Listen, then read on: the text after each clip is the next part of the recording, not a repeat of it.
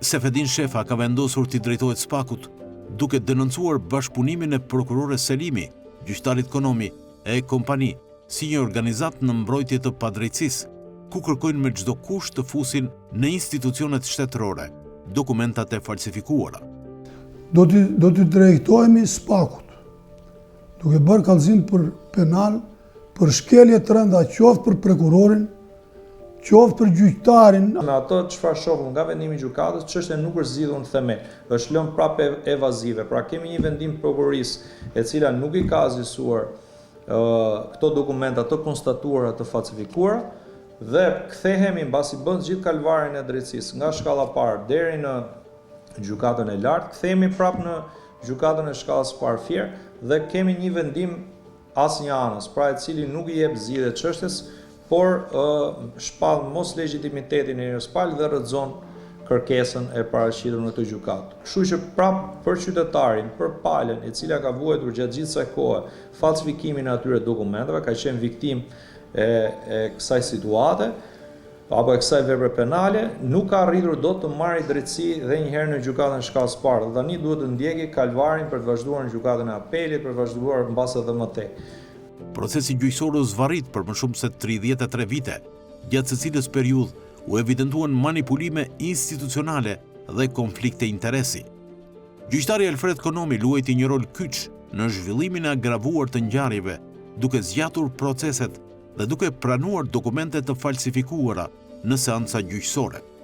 Ai ka shkelur procedurat ligjore në gjykimin e çështjes, si në pjesëmarrjen e palëve në proces dhe barazinë e tyre, duke proceduar në fund të gjykimit nga ana formale e gjykimit. Ky është turpi më i madh i drejtësisë, që ta marrësh vendimin sot vetë dhe mas 15 ditëve ta revokosh. Nuk revokohet më zotëri pse do ti, pse je ti i korruptuar. Revokohet me ligj. Prandaj janë ligjet, janë t'i zbatosh, jo t'i deformosh.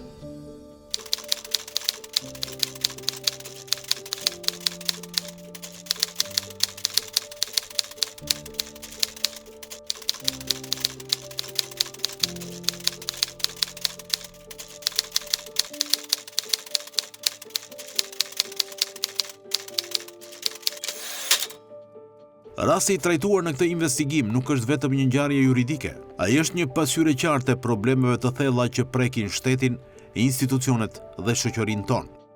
Ai na detyron të pyesim veten çfarë do të ndodhë kur drejtësia humbet brenda vetë sallës së gjyqit. Gjykata e tërhequr për vendim pasi shkirtoi çështjen, dëgjoi pretendimet e palëve në bazë të vendimit të gjykatës lartë, i cili ka lënë detyrat përkatëse. Bazë nënit 328-329 kodit procedurës penale vendosi rrëzimin e kërkesës së Sefedin Shefës. U shpall në Fier sot më datën 9 shtator 2025. Seanca deklarohet e mbyllur. Gjykata duhet të jepte zgjidhje çështjes në themel dhe këtu zgjidh edhe problemin e dokumentacionit që vetë gjykata ka marrë në shqyrtim.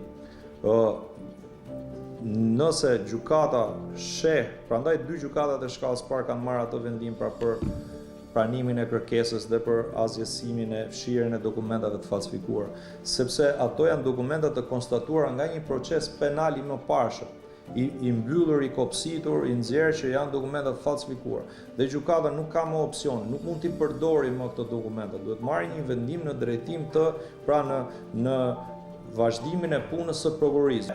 Duhet ta kishte zgjidhur në këtë formë, duke marrë një vendim për pranimin e kërkesës dhe për fshirjen e dokumentacionit, sepse ndryshe pastaj me të drejtë konstatoni që mund të jemi para elementeve të shkeljes ligjit, pasi vazhdojnë të qarkullojnë këto dokumenta, përdoren këto dokumenta nga palë të tjera si dokumenta që janë konstatuar një herë të falsifikuara dhe vazhdojnë përdoren dhe përfshihen në fashiku gjykatësh. Çfarë ndodh kur proceset e ngadalta, mungesa e transparencës dhe heshtja institucionale krijojnë një terren pjellor për abuzimin e pushtetit? Kjo tregon që drejtësia mund të shembet në heshtje, duke lënë pas një boshllëk të thellë në besimin qytetar. Problematike në këtë dosje, duke referuar ato çfarë dim nga hetimi i prokurorisë dhe konstatimi i falsifikimit të dokumentave, është themeli i çështjes. Prandaj thash që tani mbetet palës interesuar që të ankimoj vendimin dhe të kërkoj zgjidhjen në një gjykatë më të lartë.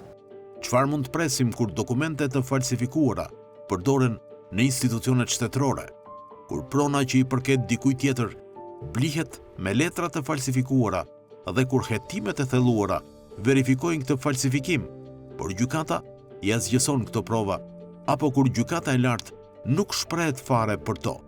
E rëndësishme është që të vazhdonte linja e drejtësisë për të konstatuar këto dokumenta të falsifikuara, njësoj siç është mbajtur qëndrimi në prokurori, dhe kjo do ta zgjidhte çështjen në përfundimisht. Nëse kemi kështu vendime të cilat nuk janë, nëse kemi këto lloj vendimesh jo të plota, atëherë jemi para problematikave. Ky është një problem që shkon përtej këtij rasti konkret, i cili duket se do të vijojë të prodhojë paligjshmëri në të ardhmen, nëse gjykata e apelit nuk do të reflektojë për të dhënë drejtësi. Gjykata është ose ka shmangur faktin e gjykimit në themel, nëse ka të drejtë, nëse është drejt apo jo kërkesa, me faktin që pala, kërkuesi, nuk legjitimohet, pra nuk duhet i drejtohet se gjykata.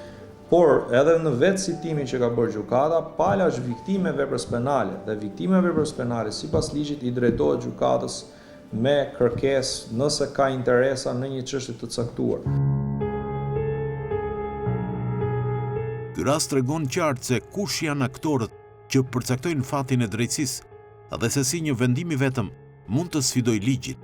Kur dokumentet të falsifikuara mund të mbeten në qarkullim dhe kur kërkesa për asgjësimin e tyre perceptohet si një mëkat, atëherë shoqëria përballet me një rrezik të madh, shkatrimin e vetë nocionit të drejtësisë.